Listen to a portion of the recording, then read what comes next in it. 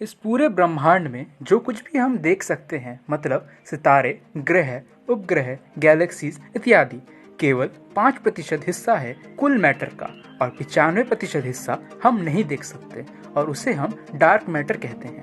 अगर आप जानना चाहते हैं कि डार्क मैटर क्या है तो वीडियो को एंड तक जरूर देखें।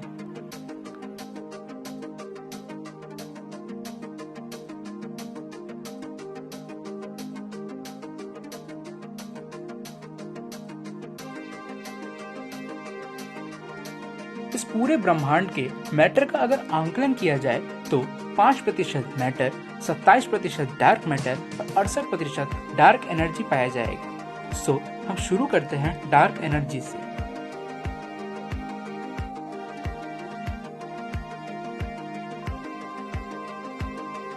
सन 1990 में जब एक्सपेंशन ऑफ यूनिवर्स में रिसर्च चरम सीमा में था तो साइंटिस्टों ने यह अनुमान लगाया कि यूनिवर्स का एक्सपेंशन समय के साथ धीमा हो रहा है, क्योंकि समय के साथ लगातार नए मैटर का उत्पाद हो रहा है। नए मैटर के कारण ग्रेविटेशनल फोर्स इंक्रीज हो रहा है, जो कि इस यूनिवर्स को बांध के रखती है।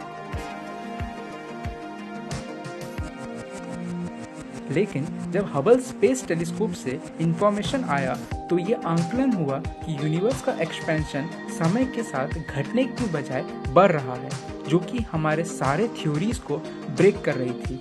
सो इस अनसॉल्व मिस्ट्री को सॉल्व करने के लिए साइंटिस्टों ने डार्क एनर्जी का थ्योरी सजेस्ट किया, जिसमें डार्क एनर्जी को एंटी ग्रेविटेशनल एनर्जी की तरह बताया गया, बट अभी भी ये मिस्ट्री है।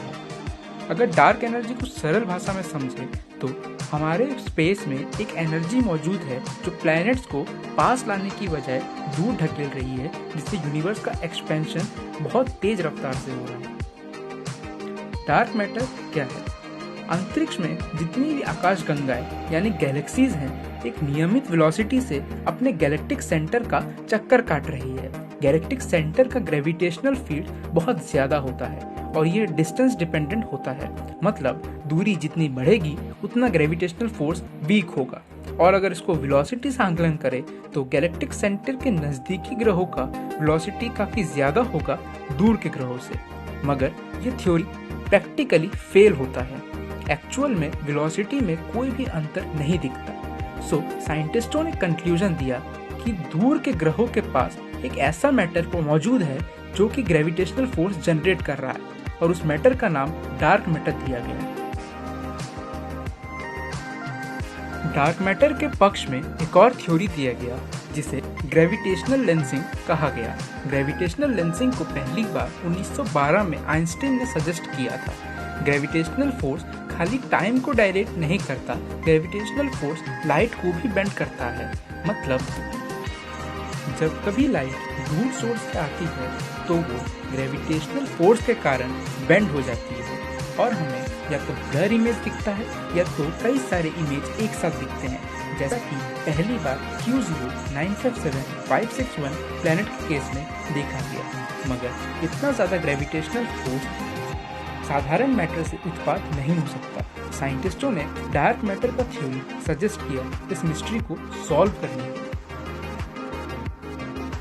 डार्क मैटर के पक्ष में तीसरा एविडेंस दिया गया जिसमें कहा गया अगर डार्क मैटर ना होता तो हमारा सोलर सिस्टम जैसा अभी है वैसा ना होता, क्योंकि ग्रेविटेशनल फोर्स सारे ग्रहों को बांध के रखती है।